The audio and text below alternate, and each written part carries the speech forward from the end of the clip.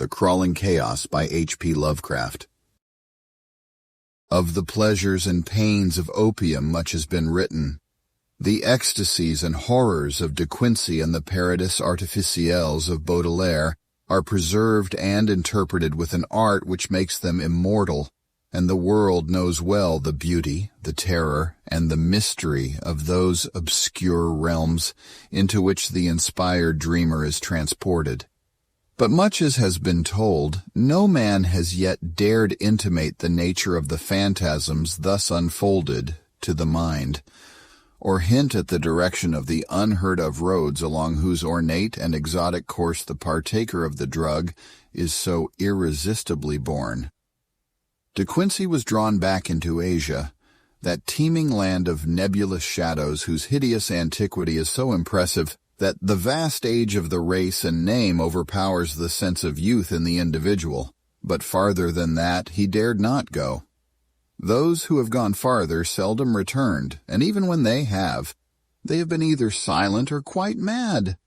I took opium but once, in the year of the plague, when doctors sought to deaden the agonies they could not cure.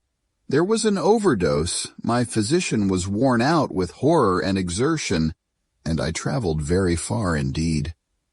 In the end I returned and lived, but my nights are filled with strange memories, nor have I ever permitted a doctor to give me opium again. The pain and pounding in my head had been quite unendurable when the drug was administered. Of the future I had no heed. To escape, whether by cure, unconsciousness, or death, was all that concerned me. I was partly delirious, so that it is hard to place the exact moment of transition, but I think the effect must have begun shortly before the pounding ceased to be painful.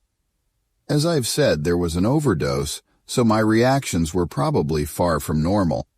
The sensation of falling, curiously dissociated from the idea of gravity or direction, was paramount, though there was a subsidiary impression of unseen throngs in incalculable profusion, throngs of infinitely diverse nature, but all more or less related to me. Sometimes it seemed less as though I were falling than as though the universe or the ages were falling past me. Suddenly my pain ceased, and I began to associate the pounding with an external rather than internal force. The falling had ceased also, giving place to a sensation of uneasy, temporary rest, and when I listened closely, I fancied the pounding was that of the vast inscrutable sea as its sinister colossal breakers lacerated some desolate shore after a storm of titanic magnitude. Then I opened my eyes. For a moment my surroundings seemed confused, like a projected image hopelessly out of focus, but gradually I realized my solitary presence in a strange and beautiful room lighted by many windows. Of the exact nature of the apartment I could form no idea, for my thoughts were still far from settled, but I noticed vari-colored rugs and draperies, elaborately fashioned tables, chairs, ottomans, and divans, and delicate vases and ornaments which conveyed a suggestion of the exotic without being actually alien. These things I noticed, yet they were not long uppermost in my mind. Slowly but inexorably, crawling upon my consciousness and rising above every other impression, came a dizzying fear of the unknown. A fear all the greater because I could not analyze it, and seeming to concern a stealthily approaching menace, not death, but some nameless, unheard-of thing inexpressibly more ghastly and abhorrent.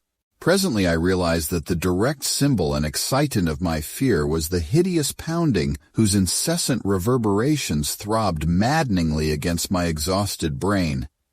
It seemed to come from a point outside and below the edifice in which I stood, and to associate itself with the most terrifying mental images.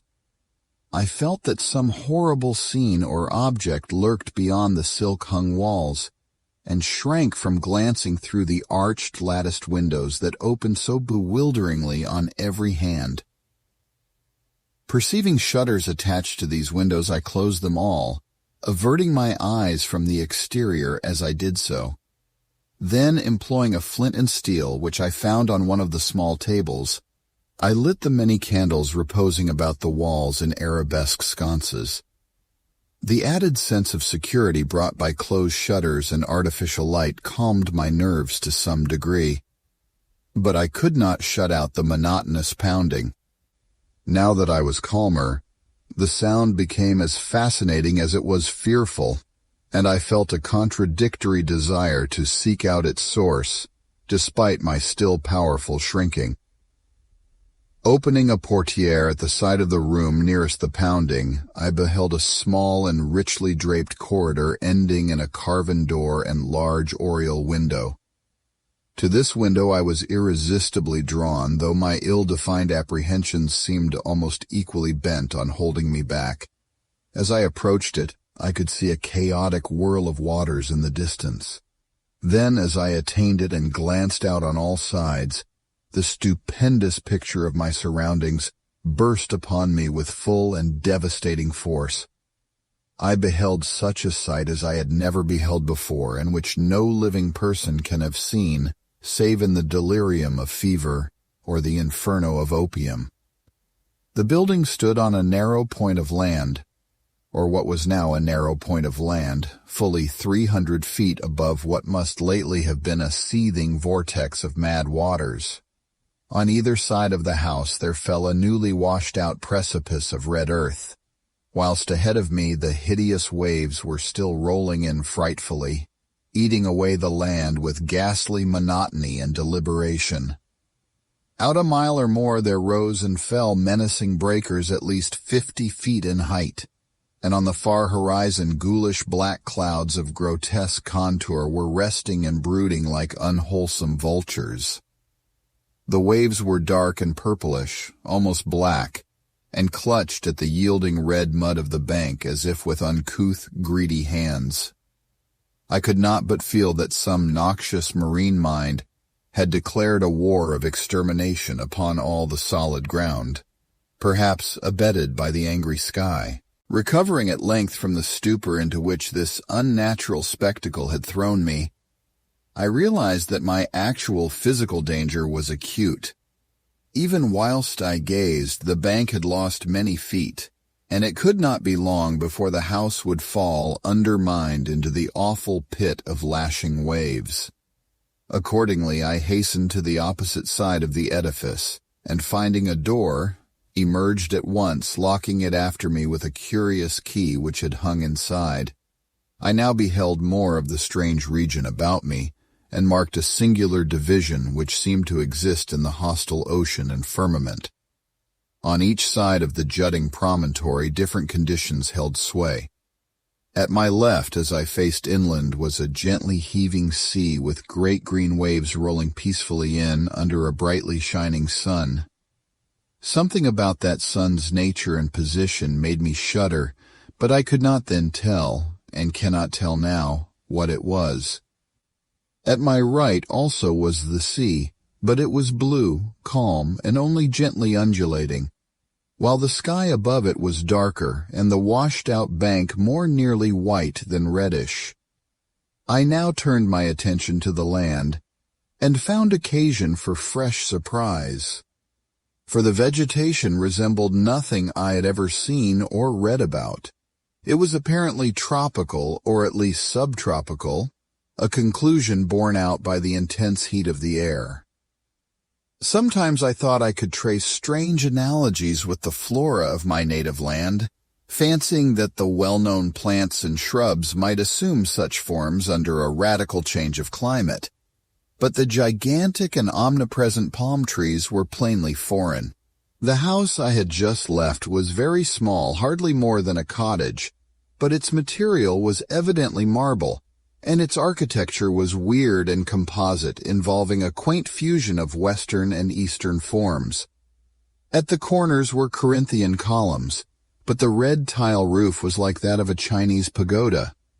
From the door inland there stretched a path of singularly white sand, about 4 feet wide, and lined on either side with stately palms and unidentifiable flowering shrubs and plants. It lay toward the side of the promontory where the sea was blue and the bank rather whitish. Down this path I felt impelled to flee, as if pursued by some malignant spirit from the pounding ocean. At first it was slightly uphill, then I reached a gentle crest. Behind me I saw the scene I had left, the entire point with the cottage and the black water, with the green sea on one side and the blue sea on the other, and a curse, unnamed and unnameable, lowering over all. I never saw it again, and often wonder.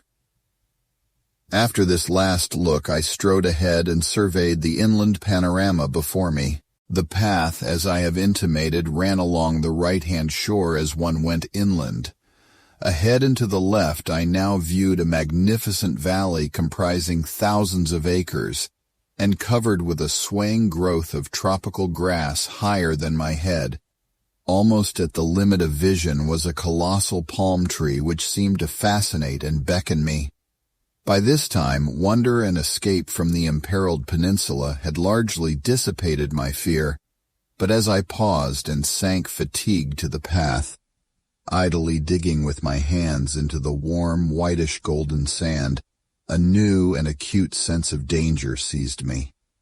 Some terror in the swishing tall grass seemed added to that of the diabolically pounding sea, and I started up crying aloud and disjointedly, "Tiger, tiger, is it tiger? Beast, beast, is it a beast that I am afraid of?"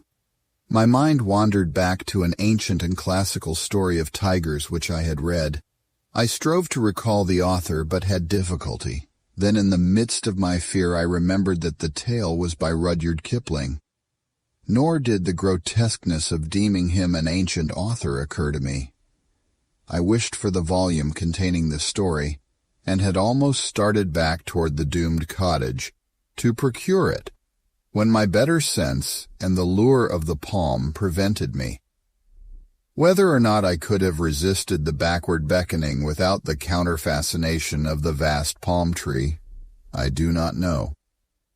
This attraction was now dominant, and I left the path and crawled on hands and knees down the valley slope, despite my fear of the grass and of the serpents it might contain.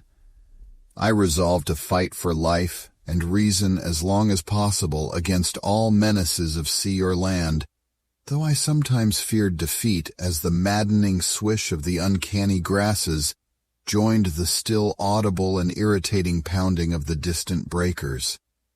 I would frequently pause and put my hands to my ears for relief, but could never quite shut out the detestable sound. It was, as it seemed to me, only after ages that I finally dragged myself to the beckoning palm tree and lay quiet beneath its protecting shade. There now ensued a series of incidents which transported me to the opposite extremes of ecstasy and horror, incidents which I tremble to recall and dare not seek to interpret. No sooner had I crawled beneath the overhanging foliage of the palm than there dropped from its branches a young child of such beauty as I never beheld before. Though ragged and dusty, this being bore the features of a faun or demigod, and seemed almost to diffuse a radiance in the dense shadow of the tree.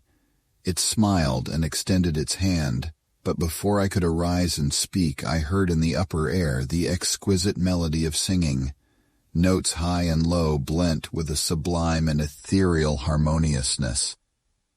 The sun had by this time sunk below the horizon, and in the twilight I saw that an aureola of lambent light encircled the child's head. Then in a tone of silver it addressed me. "It is the end. They have come down through the gloaming from the stars. Now all is over, and beyond the Arinurian streams we shall dwell blissfully in Tello." As the child spoke, I beheld a soft radiance through the leaves of the palm tree, and rising greeted a pair whom I knew to be the chief singers among those I had heard. A god and goddess they must have been, for such beauty is not mortal, and they took my hand, saying, "Come, child, you have heard the voices, and all is well. In Tilo, beyond the Milky Way and the Arinurian streams, are cities all of amber and chalcedony, and upon their domes of many facets glisten the images of strange and beautiful stars. Under the ivory bridges of Tilo flow rivers of liquid gold bearing pleasure barges bound for blossomy Cytherion of the seven suns. And in Tilo and Cytherion abide only youth, beauty, and pleasure, nor are any sounds heard save of laughter, song, and the lute. Only the gods dwell in Talo of the golden rivers, but among them shalt thou dwell. As I listened enchanted, I suddenly became aware of a change in my surroundings. The palm tree so lately overshadowing my exhausted form was now some distance to my left and considerably below me. I was obviously floating in the atmosphere, companioned not only by the strange child and the radiant pair, but by a constantly increasing throng of half-luminous, vine-crowned youths and maidens with wind-blown hair and joyful countenance. We slowly ascended together, as if borne on a fragrant breeze which blew not from the earth, but from the golden nebulae, and the child whispered in my ear that I must look always upward to the pathways of light, and never backward to the sphere I had just left. The youths and maidens now chaunted mellifluous choriambics to the accompaniment of lutes, and I felt enveloped in a peace and happiness more profound than any I had in life imagined, when the intrusion of a single sound altered my destiny and shattered my soul. Through the ravishing strains of the singers and the lutenists, as if in mocking, demoniac concord, throbbed from gulfs below the damnable, the detestable pounding of that hideous ocean. And as those black breakers beat their message into my ears, I forgot the words of the child and looked back, down upon the doomed scene from which I thought I had escaped. Down through the ether I saw the accursed earth turning, ever turning with angry and tempestuous seas, gnawing at wild desolate shores and dashing foam against the tottering towers of deserted cities. And under a ghastly moon there gleamed sights I can never describe, sights I can never forget.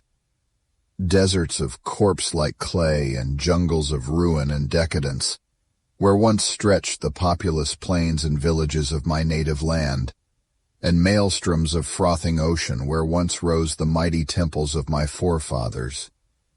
Around the northern pole steamed a morass of noisome growths and miasmal vapors, hissing before the onslaught of the ever-mounting waves that curled and fretted from the shuddering deep. Then a rending report clave the night, and athwart the desert of deserts appeared a smoking rift. Still the black ocean foamed and gnawed, eating away the desert on either side as the rift in the center widened and widened. There was now no land left but the desert, and still the fuming ocean ate and ate. All at once I thought even the pounding sea seemed afraid of something, afraid of dark gods of the inner earth that are greater than the evil god of waters. But even if it was, it could not turn back, and the desert had suffered too much from those nightmare waves to help them now. So the ocean ate the last of the land and poured into the smoking gulf, thereby giving up all it had ever conquered. From the new flooded lands it flowed again, uncovering death and decay, and from its ancient and immemorial bed it trickled loathsomely, uncovering nighted secrets of the years when time was young and the gods unborn. Above the waves rose weedy, remembered spires. The moon laid pale lilies of light on dead London, and Paris stood up from its damp grave to be sanctified with stardust. Then rose spires and monoliths that were weedy but not remembered, terrible spires and monoliths of lands that men never knew were lands. There was not any pounding now, but only the unearthly roaring and hissing of waters tumbling into the rift. The smoke of that rift had changed to steam, and almost hid the world as it grew denser and denser. It seared my face and hands, and when I looked to see how it affected my companions, I found they had all disappeared. Then very suddenly it ended, and I knew no more till I awaked upon a bed of convalescence. As the cloud of steam from the Plutonic Gulf finally concealed the entire surface from my sight, all the firmament shrieked at a sudden agony of mad reverberations which shook the trembling ether. In one delirious flash and burst it happened, one blinding, deafening holocaust of fire, smoke, and thunder that dissolved the wan moon as it sped outward to the void. And when the smoke cleared away and I sought to look upon the earth, I beheld against the background of cold, humorous stars only the dying sun and the pale, mournful planets searching for their sister.